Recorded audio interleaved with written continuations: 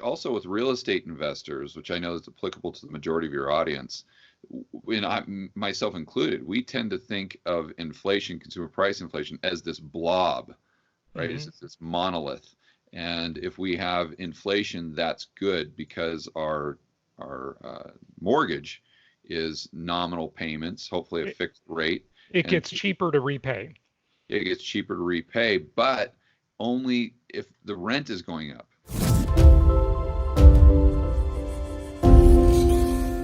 Mm-hmm. We tend to look at all consumer price. So imagine this world, and I'm not saying this would happen, but imagine a world where everything went up.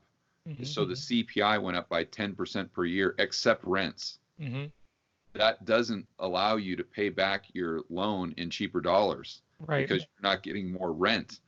So it's again, it's Well, very. well, if the mortgage, wait, what do you mean by that? Because if the mortgage payment is fixed and the rent is fixed, say the rent never increases. So you got $1,000 a month rent, you've got a, $600, well, we'll call it $700 with PITI, principal, interest, taxes, and insurance, $700 mortgage payment, you got $300 a month positive cash flow.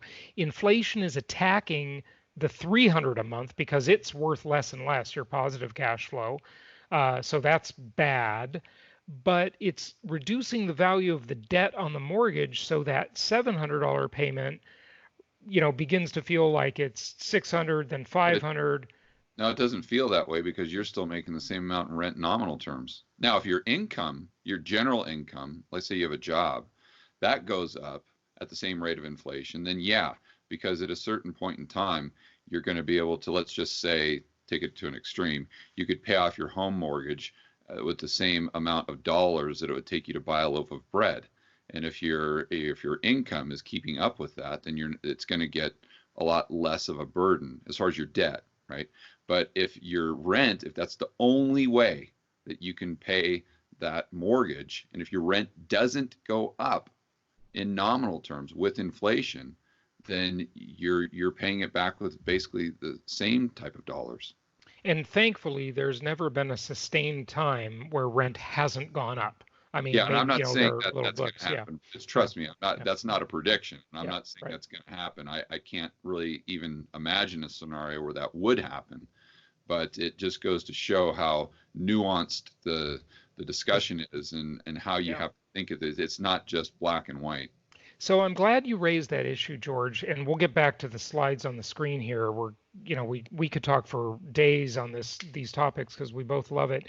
But one of the questions people have asked is, well, as the unemployment rate increases and increases, of course the bailout checks are coming from Uncle Sam, but as we see this, the question is sort of this generic question, Jason, how will people be able to afford to pay their rent? And let's just assume that bailouts continue and the economy does not completely collapse, okay? And certainly some people keep their jobs. Unemployment rate is definitely increasing. There's no question about that. But what happens, and inflation is a good way to use it too. What happens in an inflationary environment is people just have to accept, sadly, that their standard of living is going to go down, down, down. And so we take, people sort of view it in this very simplistic fashion sometimes, and they think, okay, well, I've got this $1,000 a month rent on a $100,000 property I bought. It looks good today. But if that tenant can't afford to pay the rent, then what happens? Well, what happens is this: your $1,000 a month tenant moves down. They move to a cheaper place that they can Or afford yeah, ultimately, and they're now paying $800 a month rent, and right, you inherit a tenant that has moved down the socioeconomic ladder, that used to have a $1,500 a month house that was 500 square feet bigger than the house you're renting. Now they're living in your cheaper house in an inferior neighborhood, and they're paying 1,000. right. Okay, so the ladder is, people move up and down the socioeconomic ladder all the time. And the nice thing is, when you're in this kind of entry level bread and butter housing that you own, okay, as a real estate investor, you catch people moving down. Okay, in good times, yeah, you catch them moving up. You're the launch pad for them to become a first-time buyer. But in bad times, you're catching people moving down the ladder. Thoughts? Yeah. Yeah. Yeah.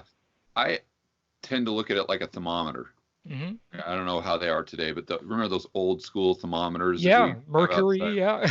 Yeah, where it have like the red thing go up. Hmm. Well, if you can envision it where you've got 100 degrees at the top, maybe let's say 0 at the bottom, Hmm. and the red part of the thermometer is the economy. Right. So if as our housing or in a linear market is way down at like let's say 10 degrees. So although the economy is going from 90 degrees to 80 degrees to 70 degrees to 30 to 20, we still have demand because we're all the way down at 10 degrees and Hmm. it's still red. So wherever there's red on the thermometer, there's still demand for our type of housing. So Hmm. the economy has to just it has to go below 10 degrees, so to speak, before there's not Hmm. demand for the type of housing we like. I think that over the short term, it's very unlikely for that demand to be substantially affected, regardless of what happens. Well, I shouldn't say regardless, unless it gets just incredibly bad, like I can't even imagine. But to be fair, if we have a sustained type of downturn, depression, where this goes on for 2 or 3 years, then I think even we'll see a little pressure on, or maybe a lot of pressure on rents because I think people will change their behavioral patterns where they actually, instead of having to have their own space, they'll start, like here in South America, where you have multiple generations in the same house or cousins and relatives and Right. they're all kind of Absolutely. sharing it. So the amount of demand goes down. As you know, really the only thing that affects demand or one of the major drivers of demand decreasing for rents is a decrease in population. Right. That's Right. in normal times, that's what Yeah. you have to worry about, i.e. Detroit. Hmm. And so, Detroit is the poster child for disaster. I mean, that city has shrunken in size to less than half of what it used to be. And one of the things I premise everything on when I talk about real estate investing is you've got to have either stable or growing population. right, But that doesn't mean overall, that means in your market. And markets are pretty small. All real estate is local. And George, I want to, I hate to say these famous last words that any investor says. This time it's different. Okay. Those are dangerous words, historically speaking. Uh, but this time it is a little different. I do agree with you that people are going to start to roommate up as they did in the Great Recession. That definitely happened as people try to cut expenses. However, now we've had this push for people to work at home, okay? right, And that's almost in some ways going to create more housing demand yeah, because think of this example. You got two roommates living together, two single people, okay? They're living in a little two-bedroom place.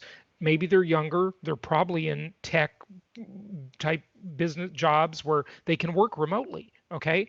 And so the roommates say, okay, my employer told me I got to work at home now. So you know what? It's fine for a few weeks, but I really need a workspace. Okay, so the roommates both agree because they're now both working at home, tripping over each other, getting in fights all the time because they're seeing way too much of each other, and one of them agrees I got to go find my own place and move out and get two bedrooms or at least be able to work in the living room or one bedroom with a living room or something or a kitchen table I can work on, and the other says the same thing. So now you've doubled the demand for housing. yeah, Now, I'm not saying everybody can afford this, but one thing I know for sure is commercial real estate is in for a much more severe beating. Carl Icahn is shorting commercial real estate. The retail apocalypse has been going on for years, but also office space. There's yeah. going to be a huge reduction in demand for office space. But residential, the home is still the center of the universe.